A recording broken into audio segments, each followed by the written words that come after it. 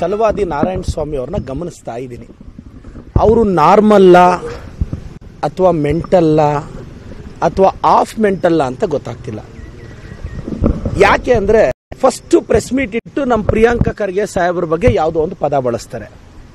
ಅದಾದಮೇಲೆ ಯಡಿಯೂರಪ್ಪನವ್ರು ಫೋನ್ ಮಾಡಿದ್ರು, ಆ ಪದನ ವಾಪಸ್ ತಗೊಂಡ್ಬಿಡು ಅಂದಾಗ ಅವ್ರಿಗೆ ನೋವಾಗಿದ್ದರೆ ಕ್ಷಮೆ ಕೇಳ್ತೀನಿ ಅಂತಾರೆ. ಮತ್ತೆ ವಾಪಸ್ ಬಂದು ಹಕ್ಕುಚ್ಯುತಿ ಮಂಡನೆ ಆಗಿದೆ ಅಂತ ಲೆಟರ್ ಕೊಡಕ್ಕೆ ಹೋಗ್ತಾರೆ.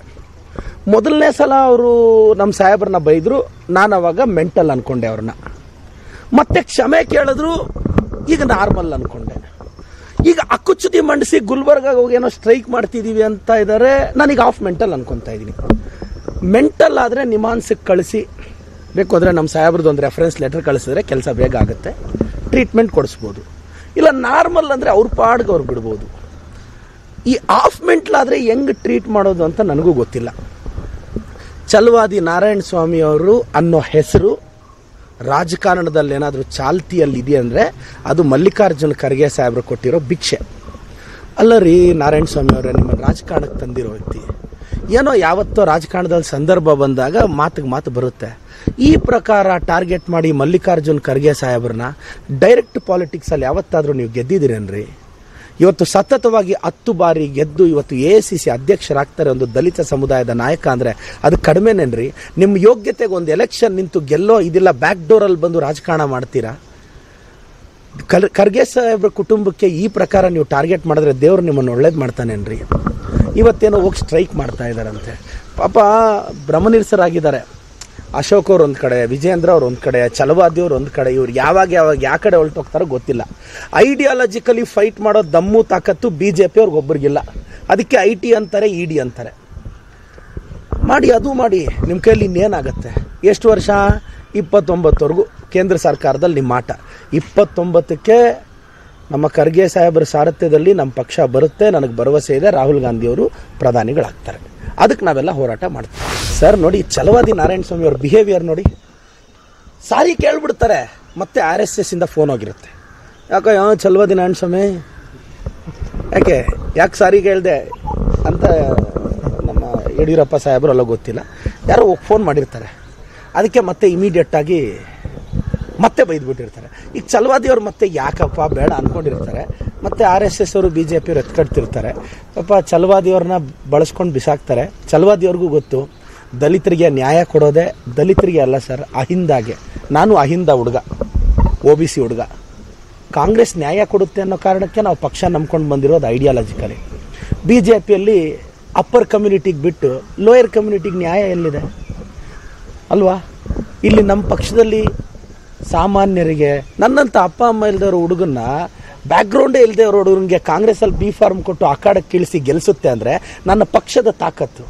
ಯಾರಾದರೂ ಸಾಮಾನ್ಯರಿಗೆ BJPಯಲ್ಲಿ ಒಬ್ಬರು B ಫಾರ್ಮ್ ಕೊಟ್ಟಿದ್ದಾರೆ? ಅವರು ಬ್ಯಾಗ್ಗಳಲ್ಲಿ ಯಾವನ್ ದುಡ್ಡು ಎತ್ಕೊಂಡು ಹೋಗ್ತಾನೋ ಅವ್ರಿಗೆ B ಫಾರ್ಮ್ ಕೊಡ್ತಾರೆ BJP.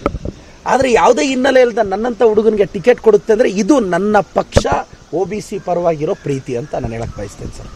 ಛಲವಾದಿ ನಾರಾಯಣ ಸ್ವಾಮಿ ಅವರು ಫ್ರಸ್ಟ್ರೇಟ್ ಆಗಿಬಿಟ್ಟಿದ್ದಾರೆ, ಅವ್ರನ್ನ ಎತ್ಕಟ್ತಿದ್ದಾರೆ. ನಾನು ಮತ್ತೆ ಛಲವಾದಿ ನಾರಾಯಣ ಸ್ವಾಮಿ ಅವ್ರಿಗೆ ಹೇಳ್ತಿರ್ತೀನಿ, ಖಬರ್ದಾರ್ ಸರ್, ನಮ್ಮ ಮಲ್ಲಿಕಾರ್ಜುನ್ ಖರ್ಗೆ ಸಾಹೇಬ್ರ ತಂಟೆಗೆ ಬಂದರೆ, ಪ್ರಿಯಾಂಕಾ ಖರ್ಗೆ ಸರ್ ತಂಟೆಗೆ ಬಂದರೆ, ಅವ್ರಿಗೆ ಪ್ರಿಯಾಂಕಾ ಖರ್ಗೆ ಸರ್ ಸ್ಪೀಡ್ ಇಷ್ಟ ಆಗ್ತಿಲ್ಲ ಸರ್. ಏನು ಒಂದು ದಲಿತ ಸಮುದಾಯದ ಹುಡುಗ.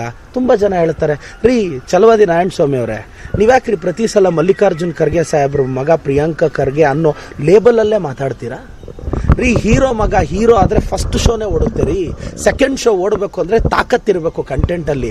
ಮೊದಲನೇ ಸಲ ಅವ್ರು ಚುನಾವಣೆಗೆ ಬಂದಾಗ ಮಲ್ಲಿಕಾರ್ಜುನ್ ಖರ್ಗೆ ಅವರ ಮಗ ಅನ್ನೋ ಬ್ರ್ಯಾಂಡ್ ನೇಮಲ್ಲಿ ಬಂದರು. ಆದರೆ ಅದಾದ ನಂತರ ಅವ್ರ ತಾಕತ್ತಿಂದ, ಅವ್ರ ನಾಲೆಡ್ಜಿಂದ, ಅವ್ರ ಚರಿಷ್ಮಾಯಿಂದ, ಅವ್ರ ಫೈರ್ ಬ್ರ್ಯಾಂಡ್ ನೇಚರಿಂದ ಕರ್ನಾಟಕದಲ್ಲಿ ಪಾಪ್ಯುಲರ್ ಆಗಿದ್ದು. ನಾವೆಲ್ಲ ಪ್ರಿಯಾಂಕಾ ಖರ್ಗೆ ಅವ್ರನ್ನ ಅವ್ರ ಟ್ಯಾಲೆಂಟ್ ನೋಡಿ, ಅವ್ರ ಹಾರ್ಡ್ ವರ್ಕ್ ನೋಡಿ ನಾವು ಇಷ್ಟಪಡೋದು. ನಾವು ಪ್ರತಿ ಸಲ ಆ ಕನ್ನಡಿ ಹಾಕ್ಕೊಂಡೇ ನೋಡಲ್ವೇ? ಇವ್ರು ಮಾತಾಡಿದ್ರೆ ಮಲ್ಲಿಕಾರ್ಜುನ್ ಖರ್ಗೆ ಸಾಹೇಬ್ರ ಮಗ ಆಗಿರೋದಕ್ಕೆ ಅವ್ರು ಮಾಡ್ತಿರೋ ಒಳ್ಳೆ ಕೆಲಸಗಳು, ಪ್ರಿಯಾಂಕಾ ಖರ್ಗೆ ಅವ್ರ ಒಳ್ಳೆ ಕೆಲಸಗಳಿಗೆ ಇದು ಕಾಣಿಸ್ತಿಲ್ವಾ? ಇತರಿಗೆ ಏನು ಮಾಡ್ತಾರೋ ಬಾಯಿಗೆ ಬಂದಂಗೆ ಮಾತಾಡ್ತಾರೆ. ಛಲವಾದಿ ನಾರಾಯಣ ಸ್ವಾಮಿ ಅವರೇ, ನಿಮ್ಮ ಬಾಯಿ ಸ್ವಲ್ಪ ಮುಚ್ಕೋಬೇಕು ಸರ್. ಇಲ್ಲ ಅಂದರೆ ನಾನು ಪ್ರಿಯಾಂಕಾ ಖರ್ಗೆ ಸಾಹೇಬ್ರ ಹತ್ರ ರೆಫರೆನ್ಸ್ ಲೆಟರ್ ಕೊಡಿಸ್ತೀನಿ. ನಿಮ್ಮ ಮನಸ್ಸಲ್ಲಿ ಸ್ವಲ್ಪ ಎಕ್ಸ್ಟ್ರಾ ಕೇರ್, ಬೇಗ ಸ್ವಲ್ಪ ಸ್ಪೀಡ್ ಅಪ್ ಆಗಿ.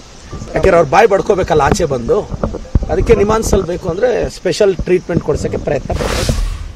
ನರೇಂದ್ರ ಮೋದಿ ಅವರಿಗೆ ನಾನು ಪ್ರಶ್ನೆ ಕೇಳೋಕೆ ಇಷ್ಟಪಡ್ತೀನಿ. ಛಲವಾದಿ ನಾರಾಯಣ ಸ್ವಾಮಿ ಅವ್ರು ಹೇಳ್ತಾರೆ ಮೋದಿ ಅವ್ರನ್ನ ಇವ್ರು ಪ್ರಶ್ನೆ ಮಾಡ್ತಾರೆ ಅಂತ. ರೀ, ಮೋದಿ ಅವ್ರು ಈ ದೇಶದ ಪ್ರಧಾನಿಗಳ್ರಿ, ನಾವು ಪ್ರಶ್ನೆ ಮಾಡ್ತೀವ್ರಿ, ಪ್ರಜಾಪ್ರಭುತ್ವ ಇದು. ಅವ್ರನ್ನ ಪ್ರಶ್ನೆ ಮಾಡಬಾರ್ದು ಅಂದರೆ ಹೇಳಿ, ಮೋದಿ ಸಾಹೇಬ್ರನ್ನ ಹೋಗಿ ರಿಸೈನ್ ಕೊಟ್ಟು ರಿಟೈರ್ಡ್ ಆಗಿ ಆರಾಮಾಗಿರಕ್ಕಿಲ್ಲ, ನಾವ್ಯಾರು ಪ್ರಶ್ನೆ ಮಾಡಲ್ಲ. ಈ ದೇಶದ ಪ್ರಧಾನಿಗಳನ್ನ, ಈ ದೇಶದ ಹೋಮ್ ಮಿನಿಸ್ಟರ್ನ ನಾವು ಪ್ರಶ್ನೆ ಮಾಡ್ತಿರ್ತೀವಿ. ಪ್ರಜಾಪ್ರಭುತ್ವದಲ್ಲಿ ನೀವು ಕ್ವಶನೇ ಮಾಡಬಾರ್ದು ಅಂದರೆ ನಾವ್ಯಾರು ಈ ಪ್ರೈವೇಟ್ ಲಿಮಿಟೆಡ್ ಕಂಪನಿಗಳು ಕಟ್ಟಿ ಬಿಸ್ನೆಸ್ ಮಾಡೋರ್ನ ಯಾರನ್ನೂ ಪ್ರಶ್ನೆ ಮಾಡ್ತಿದೀವ ಸರ್? ನಾವು ಬೈತಿದೀವ? ಈಗ ಛಲವಾದಿ ನಾರಾಯಣ ಸ್ವಾಮಿ ಅವರು ನಾಳೆ ರಾಜೀನಾಮೆ ಕೊಟ್ಟುಬಿಟ್ಟು ಮನೇಲಿ ಇರಕ್ಕೇಳಿ, ಆರಾಮಾಗೋ ಒಂದು retirement plan all the best ಹೇಳಿ ಬರ್ತೀವಿ. ಅಲ್ಲ ಸರ್, ನಮ್ಮ ಪ್ರಿಯಾಂಕಾ ಖರ್ಗೆ ಸಾಹೇಬ್ರನ್ನ ಆ ಪದ ಬಳಸಿದ್ರೆ ನಮ್ಗೆ ನೋವಾಗಲ್ವ ಸರ್? ನಾವೆಲ್ಲ ಇಷ್ಟಪಡ್ತೀವಿ ಸರ್ ನಮ್ಮ ಲೀಡರ್ಸ್ನ. ನನ್ನ CM ಅಂದರೆ ನನಗಿಷ್ಟ, ಮಲ್ಲಿಕಾರ್ಜುನ್ ಖರ್ಗೆ ಸಾಹೇಬ್ರು ಅಂದರೆ ನನಗಿಷ್ಟ, DK ಸರ್ ನನಗಿಷ್ಟ, ನನ್ನ ಪ್ರಿಯಾಂಕ್ ಸರ್ ನನಗಿಷ್ಟ, ನನ್ನ ಕೃಷ್ಣ ಬೈರೇಗೌಡರು ನನಗಿಷ್ಟ. ನನ್ನ ಲೀಡ್ರನ್ನ ಯಾವನೋ ಬಾಯ್ಗೆ ಬಂದಂಗೆ ಮಾತಾಡಿದ್ರೆ ನಾನು ನೋಡ್ಕೊಂಡಿರಲಿಲ್ಲ. ಕಂಫರ್ಟ್ ಝೋನ್ ಪಾಲಿಟಿಕ್ಸ್ ಮಾಡೋಕ್ಕೆ ನಾವು ರೆಡಿ ಇಲ್ಲ. ನನ್ನ ಲೀಡ್ರ್ ಒಂದು ಟಫ್ ಟೈಮ್ ಬಂದಾಗ we will stand. I stand with Priyank Kharge, I firmly stand with Priyank Kharge. ಮತ್ತು ಆ ಕತೆ ಇನ್ನೊಂದ್ಸಲ ಹೇಳ್ತೀನಿ. ಇವರು RSS ಚಡ್ಡಿ ಹೊತ್ಕೊಂಡ್ಮೇಲೆ ಛಲವಾದಿಯವರು ಎಲ್ಲ ಉಲ್ಟಾ ಹೊತ್ಕೊತಾ ಇದ್ದಾರೆ. ಆನೆ ಮತ್ತು ನಾಯಿಯ ಕಥೆಯಲ್ಲಿ ಆನೆ ಪ್ರಿಯಾಂಕಾ ಖರ್ಗೆ ಸಾಹೇಬರು. ಛಲವಾದಿಯವರೇ, ನೀವು ನಾಯಿ ಅಲ್ಲ. ಯಾಕೆಂದರೆ ನಿಮ್ಮ ಬಗ್ಗೆ ಗೌರವ ಇದೆ. ಛಲವಾದಿ ನಾರಾಯಣ ಸ್ವಾಮಿ ಅವರು ನಾಯಿ ಅಲ್ಲ. ನಾನು ನಾರಾಯಣ ಸ್ವಾಮಿ ಅವ್ರನ್ನ ನಾಯಿ ಎಂದು ಕರೆಯಲ್ಲ, ಏಕೆಂದರೆ ನನಗೆ ಸಂಸ್ಕಾರ ಇದೆ. ಛಲವಾದಿ ನಾರಾಯಣ ಸ್ವಾಮಿ ಅವರು ನಾಯಿ ಅಲ್ಲ ಸರ್.